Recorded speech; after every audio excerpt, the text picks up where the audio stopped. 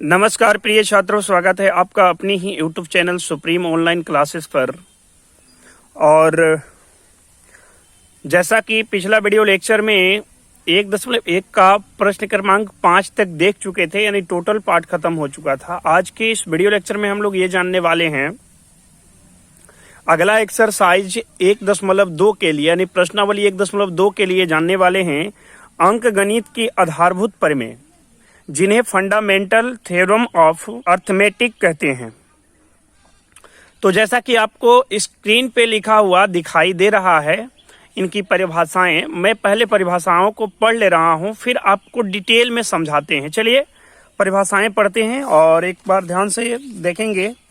देखिए बताया गया है इसमें, प्रत्येक भाज्य संख्या को अभाज्य संख्याओं के एक गुणनफल के रूप में व्यक्त किया जा सकता है तथा यह गुणनखंड अभाज्य गुणनखंडों के आने वाली क्रम बिना अद्वितीय होता है। देखिए कि पहले स्टेप में क्या बोला गया है, प्रत्येक भाज्य संख्या। पहला स्टेप में बोला गया है प्रत्येक भाज्य संख्या को अभाज्य संख्याओं के एक गुणनफल के रूप में व्यक्त किया जा सकता है। तो पहले हमें यह पता होनी चाहिए कि भाज्य संख्या क्या होता है। तो भाज्य संख्या उसे कहते हैं, आप पढ़ चुके हैं स्टार्टिंग में भी, मैं पार्ट 1 वीडियो में आप जाकर देख सकते हैं, पूरे नंबर के बारे में मैं बताया हूं, है ना। तो यदि अभी तक आप वो वीडियो नहीं देखे हैं तो पहले वो वीडियो देखें ताकि आपको ज्यादा ये समझ में आए। चलिए, तो पार्ट 1 वीडियो में मैं बता चुका हूं, भाज्य संख्या वे संख्याएं जो एक और स्वयं के अतिरिक्त अन्य संख्या से विभाजित हो यानी डिविजिबल हो, उसे हम भाज्य संख्या कहते हैं। तो अब हम बात करेंगे भाज्य संख्या कोई ले रहे हैं, जैसे एक और स्वयं के अतिरिक्त कोई अन्य संख्या से विभाजित हो। तो जैसे हम कोई संख्या ले रहे हैं 10, क्या ले रहे हैं, 10 ले रहे हैं। अब 10 की अभाज्य गुणनखंड करेंगे। अब इन्हें अभाज्य संख्याओं के गुणनफल के रूप में व्यक्त करेंगे। तो सबसे पहले इनका गुणनखंड कर लेंगे। तो 2 से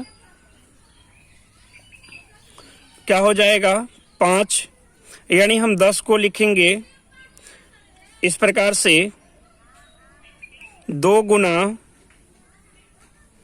5, या अन्य कोई और भी संख्याएं ले सकते हैं। जैसे हम ले रहे हैं, जैसे हम 50 ले रहे हैं और इनका अभाज्य गुणनखंड करेंगे तो 2 से 25 बार में, फिर बात की जाए 5 से 5 बार में, यानी इनको हम अभाज्य संख्याओं के गुणनफल के रूप में व्यक्त करें तो हम किस प्रकार से लिख सकते हैं, 50 बराबर 2 गुना 5 गुना 5, ये लिख सकते हैं। तो इस प्रकार से देखेंगे कि प्रत्येक भाज्य संख्या को जो है अभाज्य संख्याओं के एक गुणनफल के रूप में व्यक्त इस प्रकार से हम कर सकते हैं। जैसा कि 5 गुना 5 और गुना 2 करेंगे तो ये आपका 50 ही आएगा। उसी प्रकार से 5 गुना 2 करेंगे तो आपका 10 ही आएगा। अब हमें आगे समझनी है इनका परिभाषाएं। देखिए आपको स्क्रीन पे दिखाई दे रहा है, जैसा कि नीचे में इनकी परिभाषाएं दिखाई दे रहा है अंकगणित की आधारभूत प्रमेय की। तो इनमें हमें ये देखनी है, इनका पहला स्टेप तो दिखाई दे ही दिया। दूसरा स्टेप में बोला गया है, तो पहला स्टेप प्रत्येक भाज्य संख्याओं को अभाज्य संख्याओं के एक गुणनफल के रूप में व्यक्त किया जा सकता है, तो जैसा कि दिखाई दे रहा है। दूसरी इनमें बोला गया है, तथा यह गुणनखंड अभाज्य गुणनखंडों के आने वाले क्रम पर बिना अद्वितीय होता है। यानी अब इनको हमें ध्यान से समझनी है, इस स्टेप को आपको ध्यान से समझना है। देखिए ये जो देख रहे हैं कि इनके जो गुणनखंड है, इनको हम क्रम पे इनका ध्यान नहीं दें। क्या चीज पे? क्रम पे। यानी हम ऐसे लिख दें 5 गुना 2 लिख दें, यानी इनकी क्रम बदलने पर एक जैसा माने। क्रम बदलने पर भी, जैसा कि देख रहे हैं इनका क्रम हम बदल दिए हैं। या तो हम इनको ऐसे लिख दें, 2 5 गुना 2 गुना 5 लिख दें। तो इस कंडीशन में भी हम देख रहे हैं क्रम बदलने पर एक जैसा माने। इसको क्या करेंगे? इसको क्रम बदलने पर एक जैसा माने तो ये गुणनखंड अद्वितीय होगा। क्या मानी जाएगी? अद्वितीय होगा, यानी केवल और केवल एक हल होगा। बात समझ रहे हैं?